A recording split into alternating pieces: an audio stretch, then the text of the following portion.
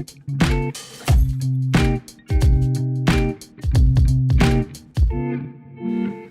and welcome back to the second episode of the Latin Women in Action podcast. I'm Sam. I'm Joselin. And today we're going to be talking about Gen Z's experience with voting. So a little bit of background information on us.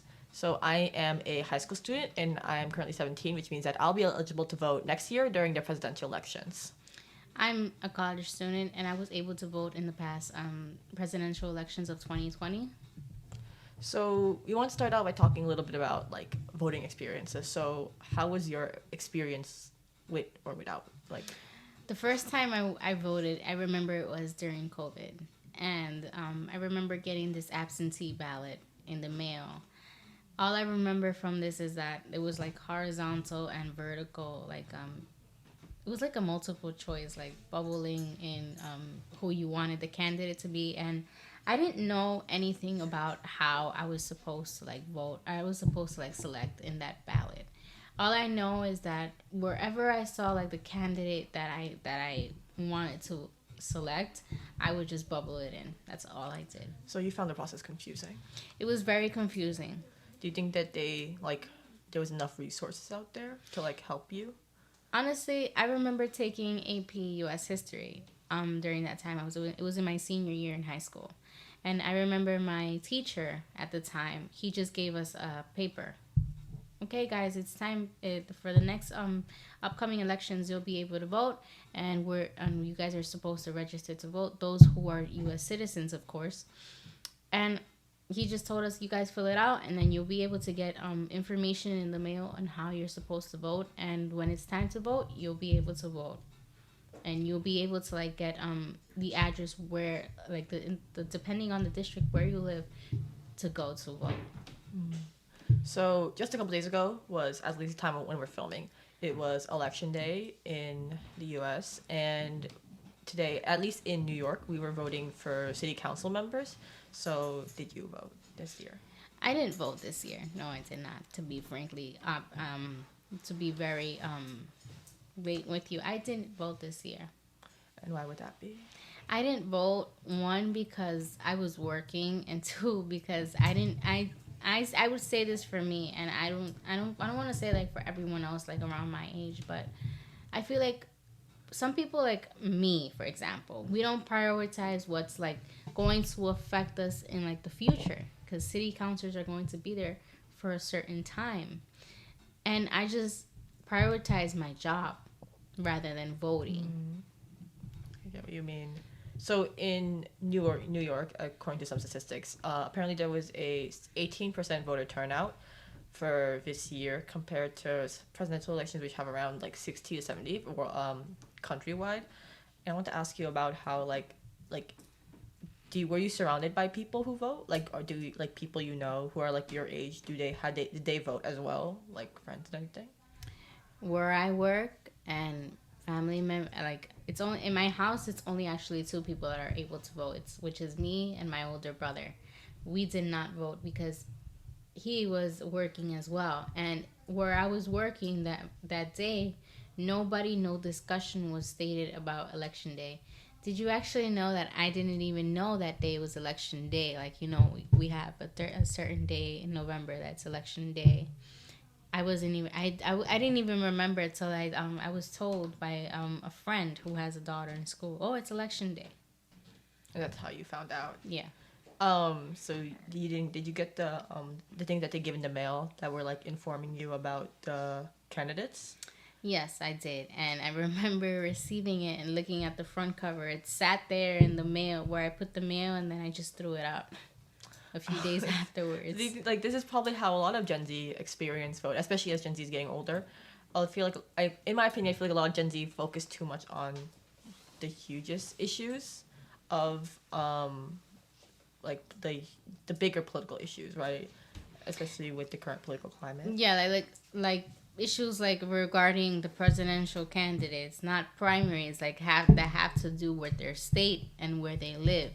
It's more broadcasted when it's presidential elections rather than we're voting for district councils and city councils.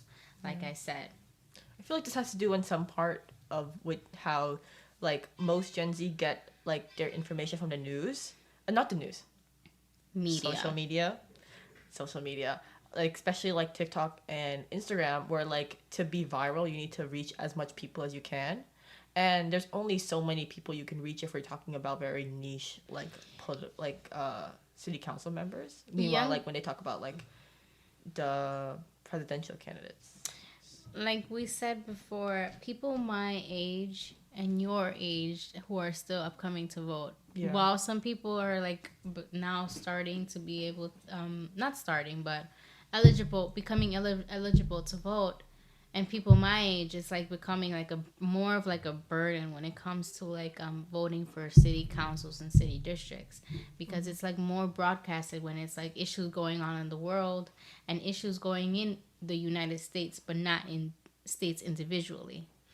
Do you know what I mean? I do. Yeah, no, I completely get it. Like I feel like I use TikTok a lot. And like when I was like during the time of presidential votes, you definitely noticed that there was a huge like amount of people making like political news compared to any time like any like when some of the off years, even though like that shouldn't be how it be. Like we should prioritize every level of voting. And like I guess my first election will be a presidential candidate, but I wonder like maybe in the future, like I know I'm sitting here now is talking about how important elections are, but like in the future things will come up, right? For example, let's talk about mass shootings. What do you think? Remember that mass shooting that didn't happen like a few weeks ago in Maine? Yeah, I know what you're talking about in People were voting. not people, but when it happens about mass shootings, people start discussing from the governor level of the states to presidential levels. Like presidents are not doing this. This president. People start causing. I mean, not causing, but blaming the bigger. Like they start from um, city mayors to governors and then to presidents, Yeah. blaming who is at fault for causing these people to be eligible to have guns, weapons. And yet we don't really discuss about like how our own communities Yes, can help. Like even when not mass shootings, but like when it comes to like city budgets, right? Like it comes down to like city council members, and especially like in New York City where we have so many people and so many of like course, that's what I so many mean. facilities. Like when we want to see change. Yeah, people just start talking about the mayors of the state of the city where they live in, and then from the mayor it goes all the way up to the presidents.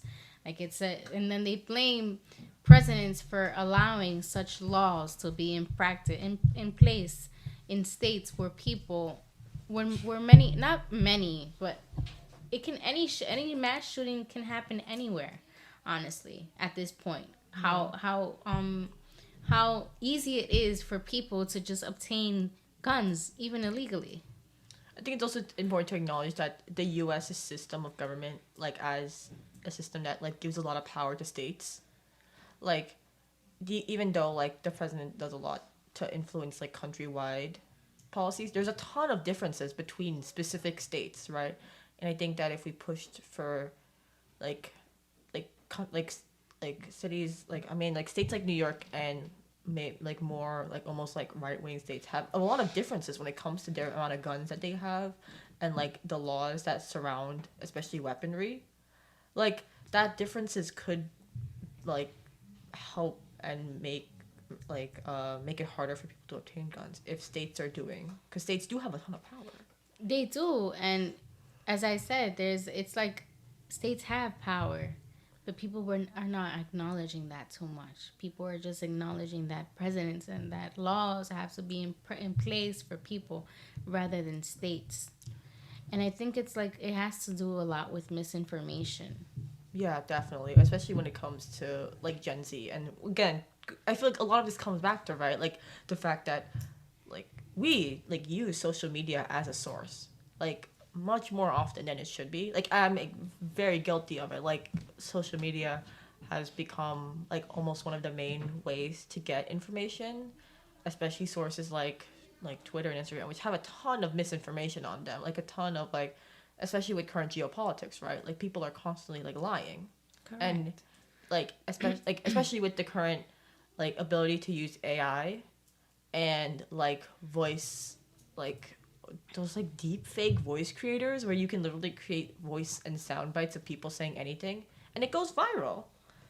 But virality isn't like a measure of how important, like how like relevant something actually is. Right now, for people like my age and your age, that word just viral. It's like, oh, it's trending, it's trending. We should do this and we should do that. That's why people my age, like the Gen Z, are really like focusing on the media rather than actual topics that are important. Yeah. They just focus on what's really like trending and viral. Things going viral do help the movements that they're like addressing a ton, but at the same time it's almost like you're not treating something like almost treating it like a social media trend, right? Like you don't like how trends go in and out all the time. Political trends should not be going like in and out in that same way. Like you can't, like, things go viral, people focusing on it, and then they immediately jump to like this new topic, and almost forget that like things are still happening. Like we noticed that with like the Black Lives Matter movement in like a couple of years ago, where like people were doing so many performative things, and like after it lost its virality, like people almost forgot about it and moved on to like the next big thing. Correct. Yes, that's very true. And like how dangerous is that to like political climates? And if we're gonna use that, right? I'm forgetting all my words. And if we're gonna use that for like how we're measuring and how we're looking at media, like how we're gonna be voting for like the next years. Cause like, do you think that when Gen Z will get older, that like will stop? Like, I don't think so. Like, in my opinion, I don't think they're gonna stop using social media. No, they won't. Yeah, no, I feel like especially even in Gen Z gets like right now, right? Like old generations don't use social media as much. Like we see people getting their information from the news like a lot more, I feel like, in older generations. Even though like older generations aren't fully like safe from fake news, especially like we see with like WhatsApp and like Facebook. Sometimes my parents will show me the craziest things that they see on Facebook and be like, this is real. And it's like, no. Especially during COVID, when people were convinced that like certain like herbal medicines could like get rid of, kind of like, no, like you need to get the vaccine. Like, what do you? It's very true. And still people are talking about the vaccine and the side effects of vaccine. I'm not saying I disagree with them, but it's like too many myths going on now. Yeah, and like that was on all social media platforms, like not even targeted toward Gen Z. Like that wasn't even a Gen Z issue. That was like almost a completely like a generation-wide issue, just about how much misinformation is affecting politics, right? Like the level of like the vaccine myths and COVID myths in general were crazy. Like, and it was like and it was everyone. It wasn't just Gen Z.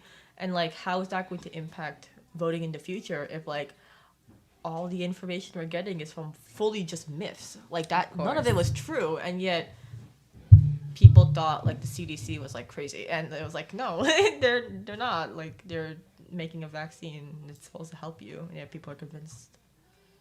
And like, how does that say? People convince themselves of otherwise. That's what I think. I think it's good. It's important to acknowledge how much we're gonna continue using social media. And like Gen Z is obviously going to continue using social media. You've seen the amount of people using and the amount of hours that even I have on like TikTok and social media. Correct. And at some point, it's also like an escape, right? Like, it might be preventing people from even wanting to be acknowledging the news, because like, why? You don't even have to if you're gonna be like stuck on whatever's trending. What do you think? That's true. And about that, I would also say, like, the media nowadays, it just keeps growing and growing and growing. It's like apps. Before, it was like apps that I didn't know about, like TikTok in the pandemic. You know that I didn't download TikTok. So, like, it was like June of the pandemic. I would just hear about people creating TikTok videos and this and that going on while they were at home in quarantine. But I never really was motivated to have TikTok until like I saw people like watching videos in my house. People and then you feel left out. Almost. Yeah, and you feel left out. It's like, what are you doing? What are you looking at? And I would just use like Facebook or Instagram most of the time to like see me post and stuff like that. But when I started like seeing, oh, these are videos, these videos are interesting, and like a whole bunch of things. You actually TikTok for me has even become YouTube. You know, when like in YouTube you Yeah, just hit no, I get that what you search button, mean. and you when you're looking like, oh, how do you cook this, and how do you do this? Start TikTok using or that for YouTube TikTok. are my options. Yeah, and Yeah. you know, I've been doing the same thing. It's like if you need a tutorial, like I go to TikTok and see someone made Yeah. like a really quick 30-second video instead of watching like a 10-minute YouTube video where Of it course. does probably more accurate, but like my attention span just is not that long. I You wouldn't know? say that TikTok is really reliable because I do remember like I said, I downloaded TikTok. It was like in June during the pandemic. And then we had elections in November of 2020. Mm-hmm. I remember a whole bunch of posts about the two candidates, which were Joe Biden and Donald Trump. Mm-hmm. They were posted, and people were either some people were praising one or the other, or others were like stating negative things about them. Oh So yeah, I know what you mean. TikTok is really biased. And for people my age or even younger who don't know pretty much too much about candidates and what's really going on, they may be influenced by what people post rather than actual information. So people should watch out for that. Yeah, and I think it's really important, like going back to voting and everything, right? How much there's an echo chamber on sites, especially like Twitter and TikTok, where like the way the algorithms are based, where like you only get posts about what you were interested in, right? So if you're more left wing, then you get a lot of left wing posts, and if you're more right wing, then you get more right wing like there's a bias inherently to the way that the algorithms are set up, and companies know that this bias exists. Correct. And especially with like, I know Elon Musk owns Twitter now, and he's been kind of crazy with the way that he's treating the app because he wants it to be an everything app. Like that's his goal. He wants it to be like everything you could do on Twitter. But he's created like almost echo chambers with like the verified followers and how people who are willing to pay for Elon Musk, which oftentimes like lean more towards his ideologies, which are more conservative, and now their posts are specifically pushed up, which is like especially during like political times, It's upraising for people who want to be like in a specific viewpoint. Yeah. Like it's specifically like pushing those, and then for TikTok, it's like you only see what you like.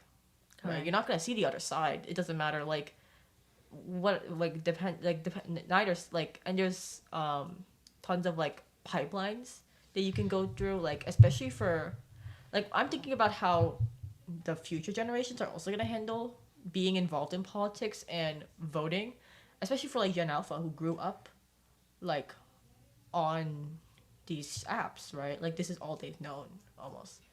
Because like at least for us, like we had a portion of our time of our life, at least right now, that we didn't know, like didn't have any social medias. At least I did.